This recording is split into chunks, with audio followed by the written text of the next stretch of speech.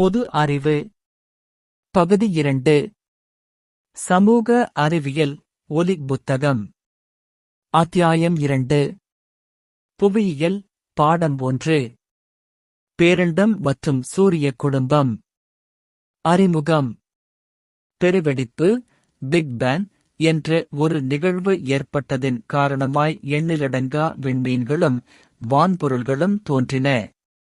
இவை அனைத்தையும் பொதுவாக பேரண்டம் யூனிவர்ஸ் என்று அழைத்தனர். இதனை பிரபஞ்சம் காஸ்மோஸ் என்றும் குறிப்பிடுகின்றனர். நீங்கள் காண்கின்ற விண்மீன்கள் மிகவும் தொலைவில் உள்ளதால் அவை அளவில் மிகப்பெரியதாக இருப்பினும் சிறியதாக தோன்றுகின்றன. பேரண்டம் யூனிவர்ஸ் பேரண்டம் என்பது மிக பரந்த விண்வெளி ஆகும். சுமார் 15 நிகர்புதம் பில்லியன் ஆண்டுகளுக்கு முன்பு ஏற்பட்ட பெருவெடிப்பின் போது பேரண்டம் உருவானதாக வானியல் அறிஞர்கள் நம்புகின்றனர். இப்பேரண்டமானது நிகர்புதம் பில்லியன் கணக்கான விண்மீன் திரள் மண்டலங்கள், விண்மீன்கள், கோள்கள், வால் நட்சத்திரங்கள், சிறுகோள்கள், விண்கற்கள் மற்றும் துணைக்கோள்கள் ஆகியவற்றை உள்ளடக்கியுள்ளது. இவை பல குழுக்களாக ஒன்றிணைந்து தொலைவில் காணப்படும். இவைகள் வான் பொருள்கள் என்று அழைக்கப்படுகின்றன. இந்த வான் பொருள்களின் இடையேயான தூரத்தை அளவிடும் அலகிற்கு ஒரு ஒளியாண்டு என்று பெயராகும். விண்மீன் திரள் மண்டலம் கேலக்சி விண்மீன் திரள் மண்டலம் என்பது ஈர்ப்பு விசையால் ஒன்றாக பிணைக்கப்பட்டு இருக்கும் நட்சத்திரங்களின் தொகுப்பாகும். வான்வெளியில் விண்மீன் திரள் மண்டலங்கள் சிதறியும் குழுவாகவும் காணப்படுகின்றன. பெருவெடிப்பு நிகழ்வுக்குப் பிறகு சுமார் 5 நிகர்புதம் பில்லியன் வருடங்களுக்குப் பின் பால்வெளி விண்மீன் திரள் மண்டலம் மில்கி வே கேலக்சி உருவானது. நமது சூரிய குடும்பம் பால்வெளி விண்மீன் திரள் மண்டலத்தில் காணப்படுகிறது. ஆண்ட்ரோமீடா விண்மீன் திரள் மண்டலம் மற்றும் மெகல்லானிக் கிளவுட்ஸ் மேஜெல்லானிக் கிளவுட்ஸ் விண்மீன் திரள் மண்டலம் ஆகியன புவிக்கு அருகில் காணப்படும் விண்மீன் திரள் மண்டலங்கள் ஆகும். சூரிய குடும்பம் சோலர் சிஸ்டம் சோலார் என்ற சொல்லானது சூரிய கடவுள் எனப் பொருள்படும் சோல் என்ற லத்தீன் வார்த்தையிலிருந்து பெறப்பட்டது. சூரிய குடும்பம் சுமார் 4.5 பில்லியன் வருடங்களுக்கு முன்பு உருவானதாக நம்பப்படுகிறது. சூரியன் 8 கோள்கள், குறுங்கோள்கள், துணைக்கோள்கள், வால் நட்சத்திரங்கள், சிறுகோள்கள் மற்றும் விண்கற்கள் ஆகியவற்றை உள்ளடக்கியது சூரிய குடும்பம் ஆகும். இது ஈர்ப்பு விசையால் பிணைக்கப்பட்டுள்ள ஓர் அமைப்பாகும். சூரியன் த சன் சூரிய குடும்பத்தின் மையத்தில் சூரியன் அமைந்துள்ளது. சூரிய குடும்பத்தில் உள்ள அனைத்து வான்பொருள்களும் சூரியனைச் சுற்றி வருகின்றன. சூரியன் சூரிய குடும்பத்தின் மொத்த நிறையில் 99.8% உள்ளது. சூரியன் ஹைட்ரஜன் மற்றும் ஹீலியம் போன்ற வெப்பமான வாயுக்களால் ஆனது. சூரியன் தானே ஒளியை உமிழக்கூடிய தன்மை பெற்றது. சூரியன் ஒரு விண்மீன் ஆகும். சூரியனின் மேற்பரப்பு வெப்பநிலை 6000 டிகிரி செல்சியஸ் ஆகும். சூரிய குடும்பத்தின் அனைத்து கோள்களுக்கும் வெப்பத்தையும் ஒளியையும் சூரியன் அளிக்கிறது. சூரிய ஒளி புவியின் மேற்பரப்பை வந்தடைய சுமார் 8.3 நிமிடங்கள் ஆகின்றது. கோள்கள் பிளானெட்ஸ் கோள் சுற்றி வருபவர் என்று சூரிய குடும்பத்தில் 8 கோள்கள் உள்ளன. அவை புதன், வெள்ளி, புவி, செவ்வாய், வியாழன், சனி, யுரேனஸ் மற்றும் நெப்டியூன் ஆகும். வெள்ளி மற்றும் யுரேனஸ் கோள்களைத் தவிர பிற கோள்கள் அனைத்தும் சூரியனை எதிர்கடிகாரச் சுற்றில், அதாவது மேற்கிலிருந்து கிழக்காக தனது அச்சில் சுற்றி வருகின்றன. இவ்வாறு கோள்கள் சூரியனை நீள்வட்ட பாதையில் சுற்றி வருகின்றன. கோள்கள் அனைத்தும் அவைகளின் பாதையை விட்டு விலகாமல் சூரியனைச் சுற்றி வருவதற்கு சூரியன் ஈர்ப்பு விசையே காரணமாகும். சூரியனுக்கு அருகில் உள்ள 4 கோள்களான புதன், வெள்ளி, புவி மற்றும் செவ்வாய் உட்புறக் கோள்கள் அல்லது புவிநிகர் கோள்கள் என்று அழைக்கப்படுகின்றன. பாறைகளால் ஆன இக்கோள்கள் அளவில் சிறியன. இக்கோள்களின் மேற்பரப்பில் மலைகள், எரிமலைகள் மற்றும் தரைக்குழிவு பள்ளங்கள் கிரேட்டர்ஸ் காணப்படுகின்றன. சூரிய குடும்பத்தில் உள்ள கடைசி 4 கோள்களான வியாழன், சனி, யுரேனஸ் மற்றும் நெப்டியூன் ஆகியன வெளிப்புற கோள்கள் அல்லது வியாழன் நிகர்கோள்கள் ஜோவியன் என்று அழைக்கப்படுகின்றன. இக்கோள்கள் வாயுக்களால் நிரம்பிக் காணப்படுவதால் வளிமக்கோள்கள் கேஷியஸ் பிளானெட்ஸ் எனவும் அழைக்கப்படுகின்றன. செவ்வாய், வியாழன் கோள்களுக்கிடையே குறுங்கோள் மண்டலம் காணப்படுகிறது. புதன், மெர்க்குரி மிக அருகிலுள்ள கோள். சூரியனுக்கு அருகில் இருக்கும் புதன் கோள் அளவில் மற்ற கோள்களை விட மிகவும் சிறியது. இக்கோளானது ரோமானிய கடவுள்களின் தூதுவரான மெர்க்குரியின் பெயரால் அழைக்கப்படுகிறது. இக்கோளில் நீரோ வாயுக்களோ கிடையாது. இக்கோளில் வளிமண்டலம் இல்லாததால் பகல் பொழுதில் அதிக வெப்பநிலையும் இரவு நேரத்தில் கடுங்குளிரும் காணப்படும். மேலும் புதன் கோளுக்கு துணைக்கோள்கள் எதுவுமில்லை. அதிகாலை பொழுதிலும் அந்திப் பொழுதிலும் புதன் கோளை நாம் வெறுங்கண்களால் காண முடியும். வெள்ளி, வீனூஸ் வெப்பமான கோள். வெள்ளி சூரியனிடமிருந்து இரண்டாவதாக அமைந்துள்ளது. புவியைப் போன்றே ஒத்த அளவுள்ளதால் வெள்ளியும் புவியும் இரட்டைக் கோள்கள் என அழைக்கப்படுகின்றன. அதன் சுழலுதல் காலம் மற்ற கோள்களைக் காட்டிலும் அதிகமாக உள்ளது. வெள்ளி தன்னைத்தானே சுற்றிக்கொள்ள 243 நாள்கள் எடுத்துக்கொள்கிறது. யுரேனஸைப் போன்றே இக்கோளும் கிழக்கிலிருந்து மேற்காகச் சுற்றுகிறது. கடிகாரச் சுற்று. இது மற்ற கோள்களைக் காட்டிலும் மிகவும் மெதுவாகச் சுற்றுகிறது. புதன்கோளைப் போன்றே வெள்ளிக்கும் துணைக்கோள்கள் இல்லை. அன்பு மற்றும் அழகைக் குறிக்கும் ரோமானிய பெண் கடவுளான வீனஸ் என்ற பெயரால் இக்கோள் அழைக்கப்படுகிறது. காலையிலும் மாலையிலும் விண்ணில் காணப்படுவதால் இக்கோளை விடிவெள்ளி மற்றும் அந்திவெள்ளி என்று அழைக்கின்றோம். நிலவிற்கு அடுத்தபடியாக இரவில் பிரகாசமாக தெரியும் விண்பொருள் வெள்ளியாகும். புவி, எர்த் உயிர்கோளம். சூரியனிடமிருந்து மூன்றாவதாக அமைந்துள்ள புவி 5வது பெரிய கோளாகும். புவியின் மேற்பரப்பானது 4/3 பகுதி நீரால் சூழப்பட்டுள்ளதால் நீலக்கோள் என்றும் நீர்க்கோள் என்றும் அழைக்கப்படுகிறது. ரோமானிய மற்றும் கிரேக்க கடவுள்களின் பெயரால் அழைக்கப்படாத ஒரே கோள் புவியாகும். இக்கோள் உயிரினங்களைக் கொண்ட ஒரே கோளாகும். புவியின் துருவ விட்டம் 12,714 கிலோமீட்டர் மற்றும் நிலநடுக்கோட்டு விட்டம் 12,756 கிலோமீட்டர் ஆகும். புவி சூரியனை வினாடிக்கு 30 கிலோமீட்டர் வேகத்தில் சுற்றி வருகிறது.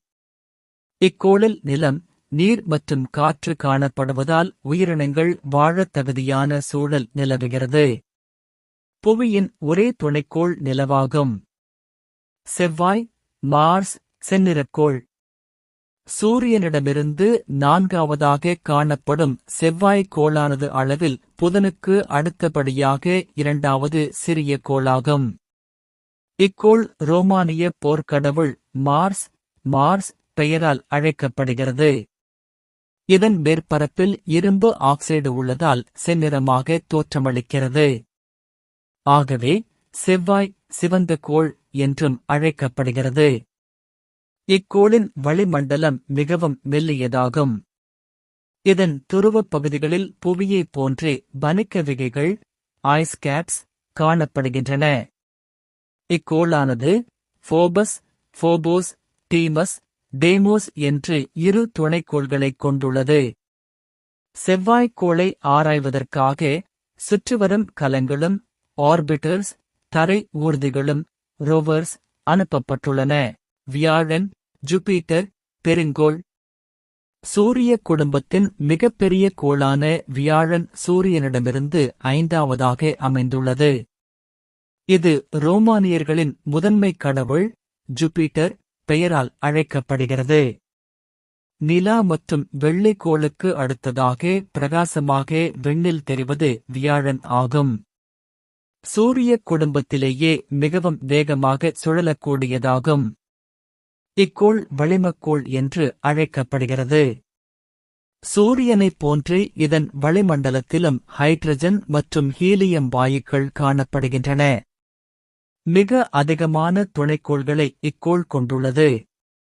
அவற்றுள் ஐயோ 10, யூரோப்பா, கானிமேட் மற்றும் கேலிஸ்டோ ஆகியன சில மிகப்பெரிய துணைக்கோள்களாகும். சனி, சாட்டர்ன் வளையங்கள் கொண்ட கோள் சூரிய குடும்பத்தின் இரண்டாவது பெரிய கோளான சனி சூரியனிடமிருந்து 6வதாக அமைந்துள்ளது. ரோமானிய வேளாண்மை கடவுளின் பெயரால் சாட்டர்ன் இது அழைக்கப்படுகிறது. பாறைத்திகள்கள், பனித்திகள்கள், பாறைகள் மற்றும் தூசுக்களால் ஆன பல பெரிய வளையங்கள் இக்கோளைச் சுற்றிக் காணப்படுகின்றன. சனி 62 துணைக்கோள்களைக் கொண்டுள்ளது. வியாழன் கோளைப் போன்றே அதிக துணைக்கோள்களைக் கொண்ட இக்கோளின் மிகப்பெரிய துணைக்கோள் டைட்டன் ஆகும். சூரிய குடும்பத்தில் காணப்படும் துணைக்கோள்களில் நைட்ரஜன் மற்றும் மீத்தேன் ஆகிய வாயுக்களைக் கொண்ட வளிமண்டலம் மற்றும் மேகங்கள் சூழ்ந்து காணப்படுகின்ற ஒரே துணைக்கோள் டைட்டன் ஆகும். சனிக்கோளின் தன் ஈர்ப்பு திறன் ஸ்பெசிபிக் கிராவிட்டி நீரைவிடக் குறைவாகும். யுரேனஸ் உருளும் கோள். வில்லியம் ஹெர்ஷல் என்ற வானியல் அறிஞரால் 1781ஆம் ஆண்டு யுரேனஸ் கண்டுபிடிக்கப்பட்டது. தொலைநோக்கியால் கண்டுபிடிக்கப்பட்ட முதல் கோள் இதுவாகும். இது சூரியனிடமிருந்து 7வதாக அமைந்துள்ளது. மீத்தேன் வாயு இக்கோளில் உள்ளதால் இது பச்சை நிறமாக தோன்றுகிறது. இது கிரேக்க விண் கடவுளான யுரேனஸ் பெயரால் அழைக்கப்படுகிறது. வெள்ளைக்கோளைப் போன்றே இக்கோளும் தன் அச்சில் கடிகாரச் சுற்றில் சுற்றுகிறது. இதன் அச்சு மிகவும் யுரேனஸ் சாய்ந்து காணப்படுவதால் தன் சுற்றுப்பாதையில் ஒரு பந்து உருண்டோடுவது போன்று சூரியனை சுற்றி வருகிறது. யுரேனஸின் 27 துணைக்கோள்களில் டைட்டேனியா மிகப் பெரியதாகும். நெப்டியூன் குளிர்ந்த கோள். சூரிய குடும்பத்தில் 8வது மற்றும் மிக தொலைவில் அமைந்துள்ள கோள் இதுவாகும். ரோமானிய கடல் கடவுளின் பெயரைக் கொண்ட இக்கோளில் பலத்த நெப்டியூன் காற்று வீசும். 14 துணைக்கோள்களைக் கொண்ட நெப்டியூனின் மிகப்பெரிய துணைக்கோள் ட்ரைட்டான் ஆகும். நெப்டியூன் சூரியனிலிருந்து மிகவும் தொலைவில் உள்ளதால் மிகவும் குளிர்ந்து காணப்படுகிறது. இக்கோளில் காணப்படும் நீலம் மற்றும் வெள்ளை நிறமானது யுரேனஸ் கோளிலிருந்து இதை வேறுபடுத்திக் காட்டுகிறது. குறுங்கோள்கள் வார்ஃப் பிளானெட்ஸ். நெப்டியூன் கோளுக்கு அப்பால் தொலைவில் காணப்படும் சிறிய விண்பொருள்கள் குறுங்கோள்கள் ஆகும். அவை மிகவும் குளிர்ந்தும் ஒளியில்லாமலும் காணப்படுகின்றன. கோள வடிவில் காணப்படும் இவை கோள்களைப் போல இல்லாமல் தமது சுற்றுப்பாதையை பிற குருளைக்கோள்களுடன் பகிர்ந்து கொள்ளும்.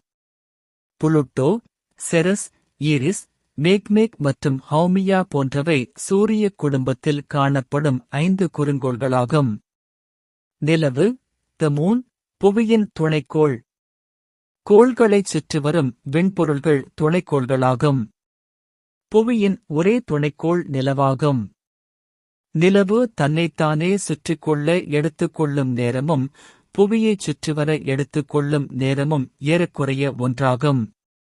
அதாவது 27 நாள்கள் 8 மணி நேரமாகும். நிலவிற்கு வளிமண்டலம் கிடையாது. இதன் காரணமாக விண்கற்களின் தாக்கத்தால் இதன் மேற்பகுதியில் அதிகளவில் தரைக்குழி பள்ளங்கள் காணப்படுகின்றன. நிலவு புவியிலிருந்து 3,84,400 கிலோமீட்டர் தொலைவில் அமைந்துள்ளது. இது புவியில் 4இல் ஒரு பங்கே அளவுடையது. மனிதன் தரையிறங்கிய ஒரே விண்பொருள் நிலவாகும். சிறுகோள்கள் ஆஸ்டராய்ட்ஸ். சூரியனைச் சுற்றி வரும் சிறிய திடப்பொருள்களே சிறுகோள்கள் எனப்படும். செவ்வாய் மற்றும் வியாழன் ஆகிய கோள்களுக்கிடையே சிறுகோள்கள் மண்டலம் காணப்படுகிறது. அவை அளவில் மிகவும் சிறியதாக இருப்பதால் கோள்கள் என அழைக்கப்படுவதில்லை. இவை குறுங்கோள்கள் என்று அழைக்கப்படுகின்றன. வால் விண்மீன்கள், காமெட்ஸ். வால் விண்மீன்கள் தலை மற்றும் வால் பகுதிகளைக் கொண்டதாக காணப்படும். திடப்பொருள்களால் ஆன தலைப்பகுதி பனிக்கட்டியால் பிணைக்கப்பட்டுள்ளது. அதன் வால் பகுதி வாயுக்களால் ஆனது. புவிக்கு அருகில் 76 வருடங்களுக்கு ஒருமுறை வரக்கூடிய ஹேலி வால்விண்மீன் கடைசியாக 1986ஆம் ஆண்டு வானில் தென்பட்டது.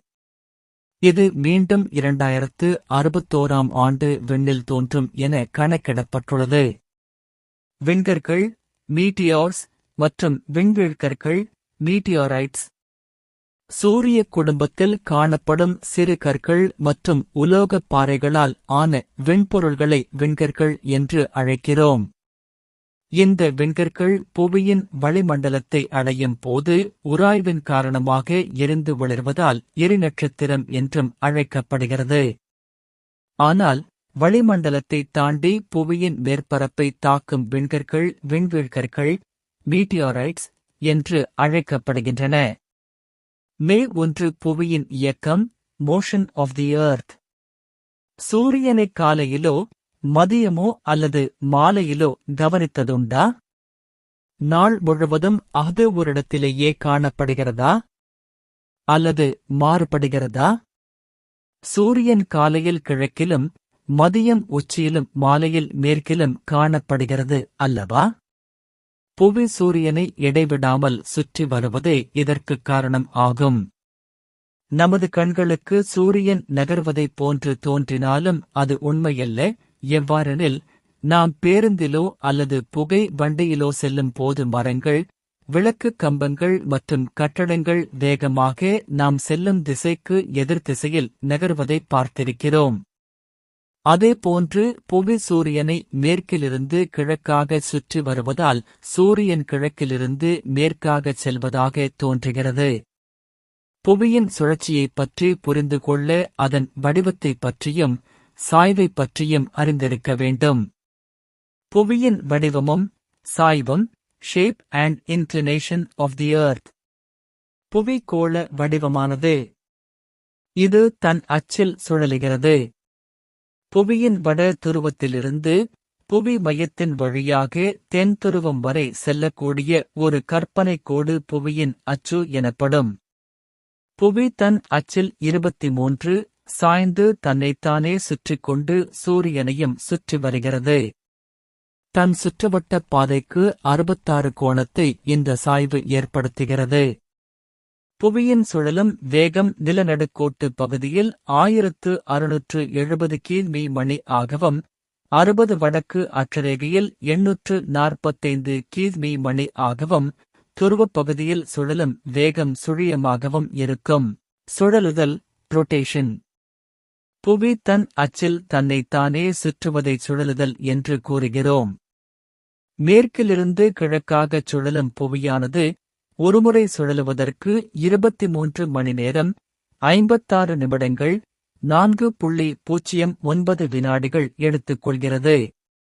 புவி ஒருமுறை சுழலுவதற்கு எடுத்துக்கொள்ளும் நேரத்தை ஒரு நாள் என்று அழைக்கிறோம்.